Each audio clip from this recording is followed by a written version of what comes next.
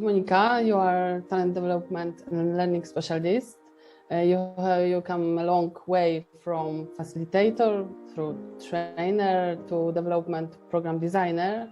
So please tell us about learning trends tailored to the participants' needs. Really glad to be here and to share my experience, because I joined the talent development and learning more than 10 years ago, and I would say that I evolved with this and the trends and all it's happening on the market together with the market. So I started as a facilitator mostly in the classroom trainings, and now the reality has changed, I would say, dramatically.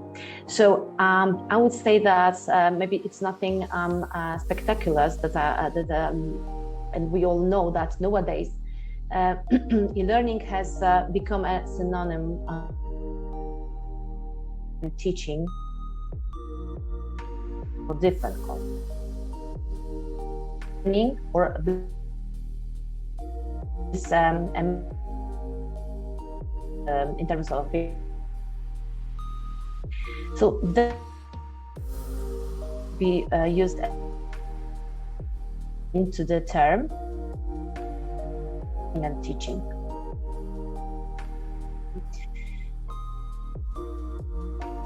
To have workers virtual environment still so many companies so the setup lead trainings also effective ongoing. Excuse me, Monica, we can't hear you very well. Do you think it's your connection? Let me check. Am Seems I that right? I have. Yes. Is it better now? Yes, we can try again. Okay. So let me rephrase that. Starting the pandemic time, the business progress to have virtual teams and employees working from home. So this learning has moved to the virtual environment fully. So many companies are now switching the budget from the scheduling the classroom training into the online version, which is really effective in providing the training for both new hires journeys, but also for the more advanced modules. So what can be the advantage of such solutions? For sure, taking the solutions like videos, immersive e-learnings, which is very important, virtual instructor-led VILT sessions, and something that is more and more popular, which is micro-learning and knowledge databases. Just to confirm, is it better now? The connection? Can you hear me well? Yes, it's better. Thank you. Okay, great. So going back overall, the most adaptive change that I observe on the TDN market lately, which follows increasing speed of life. I feel that it's almost a Formula One race. We have overloaded calendars. So it is all provides the learners with micro-learning, which means that we need and we expect smaller chunks, smaller bites of the learning, with constant availability of those for learners in opposite to the previous approach that we met on the all day long or half day long training in the classroom. So this new approach allows employees to learn in their preferred way, the time they are available to take a chunk or a bite, or just to adjust the learning process in their favor. So what can be helpful here? For sure, the micro-learning platforms. And I just wanted to mention at the beginning that I do not have the intention to name any trademark or the company, because I know that there's no a session to allocate the trademark. So I will just it's all about that in aspects of the goal and how does it work. So those platforms for macro learning have grown during the pandemic time, and they will continue to grow as a really vital tool for the learners. So those platforms offer easy access to impactful bite sizes learning. So the focus here is to help the organization to take in reach, reward what it's offered. So these platforms will follow the rule of the ownership for our own development. So now we know that people are more and more self-aware that self-development is a very important aspect, and they want to take it in their own way, tailored to their needs, because that makes them feel that they are not forced to something, but they can select from.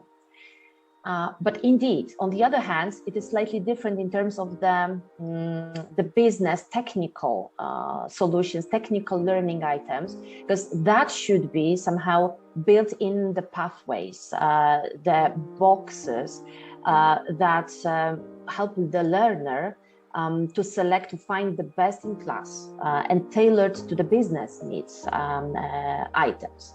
So that will be slightly different in terms of the personal and the maybe professional, but the technical aspect approach. So we have several micro-learning platforms currently strive to support learners engaging with a really quick manner and learn effectively. For sure, these platforms provide courses that include gamifications and which makes the learning more enjoyable. And for sure, businesses are more and more open toward executing new opportunities and new tools in 2022 and going forward. So they are quite easy to develop, and for sure, there's some additional point that can be arguments for the business to take that, is that those platforms help in tracking and reporting to enhance the learning experiences. So we can follow what was the best and most often used and seen by the participants, so giving them the ratings. So let me maybe emphasize more now about one of the tailorization options that make e-learnings more engaging and for sure which makes the learner feel included, because it's very important now, especially when we are isolated somehow in working from home or just the hybrid model. So to allow the participants, the learners, understood their needs. So I would call it personalization. So there's a bunch of tools that we can use in the instructional designing and creating their learnings that allows us to tailor to the content, but also the way how it's presented to exact user. So the systems that I used in my experience allowed me to take some actions like welcoming the learner by the name, for example, and addressing them personally throughout the whole course and during also the feedback. So that makes the feeling that, oh, it's something dedicated to me, not a general copy and paste for everyone. The second option is offering learners various characters while learning. That will allow the participant to select their guide that will follow with the participant through entire course. So it's here, I think, a huge role of a D&I approach of the organization to include in such e-learning the wide range of characters to allow learners to select the most appropriate in terms of the gender or the color of the skin, or also include the avatars that will present a person with, for example, physical disability, just to make it tailored to the expectations of the audience, of the user. It is also available in those processes based on the, let's say, appropriate design to provide the learners with a role-based training. So letting them select and choose the learning path within the e-learning that fully fits into their business role. So they will feel that this is about my role, exact one that I'm dealing with on daily basis. So they can practice, for example, case studies from their business unit. So it will for sure prepare them more to their job.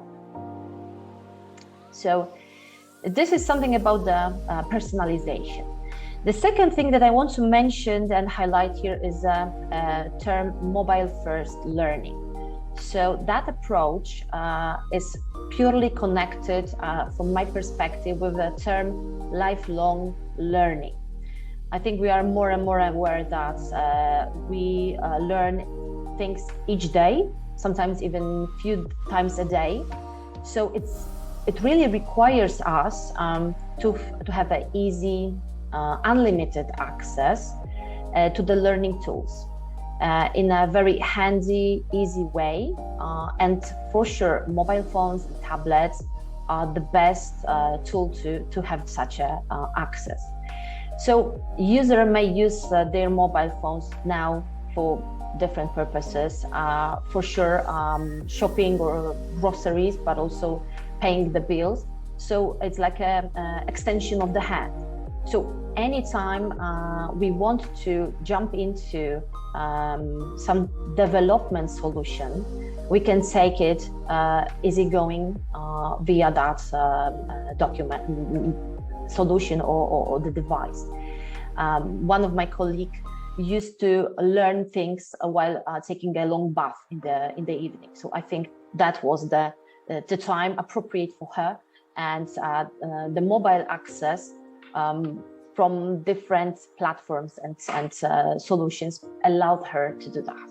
So I'm purely aware that probably I won't see anyone in this room, virtual room, who has never seen any TEDx speech or YouTube instruction or video presenting some financial topics, for example, not during working hours, but also after working hours. So we want to be in a situation, in a position to attempt the development solutions and e-learnings and all the appropriate solutions for us anytime we want to, and be tailored to our needs. So mobile learning is endless and entertaining at the same time, or should be, at least should be, because it will attract more participants. So I think that now it's quite often opinion that learners don't want long training sessions, but they want to be attracted somehow to the digital learning experiences. For sure, we have observed that we have more and more decrease in focus and attention spans. So we cannot, and it's approved, fully proven by the research, that we cannot focus longer than, and depending on our personal approaches, more than 15 minutes in a row to be fully engaged. So smaller chunks, smaller pieces will fit into these solutions. So for sure, businesses are aware of that and are now getting more interested, and are more interested in a mobile-first strategy, providing accesses to the solutions. I personally used many times LinkedIn Learning, which is available on different devices. So for sure, every solution, every mobile solution should have mobile-friendly features. So definitely not all of them are available in this aspect as well. So thinking about the time, let's move to the conclusion. So as technology develops, learning management systems, LMSs, will be more sophisticated and effective and focused on engaging people and engaging audience. So institutions are evolving in terms of offering online studies with the help of e-learning software solutions. And from my experience as an instructional designer, content creators, the businesses also working on that, focus on designing engaging materials using either gamification, micro-learning, videos and presentations to make content easier to digest. Yeah, we don't want people, for example, to have the whole content to be remembered, but we want them to understand after the session, after the e-learning, and give them the resources to be followed and available after, to give them the chance just to save that for the following time. So I know that it's easier to engage learners with mobile first aspect now. I'm taking that also individually as a benefit, and implementing online education with better analytics and reporting offers a better learning experience based on the feedback, which is very important, and that allows us to adapt, adjust the solutions to the learners' needs.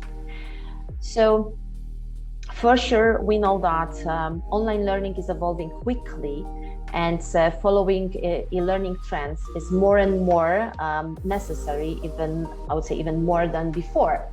So organizations looking to upgrade and be inclusive, they need to partner the employees in their development. So that would be all from my side. I hope I fit into the time as well. Thank you very much. Thank you very much, Monika, for all practical solutions in such a short time. It's not easy. So thank you very much for being with us and sharing your knowledge.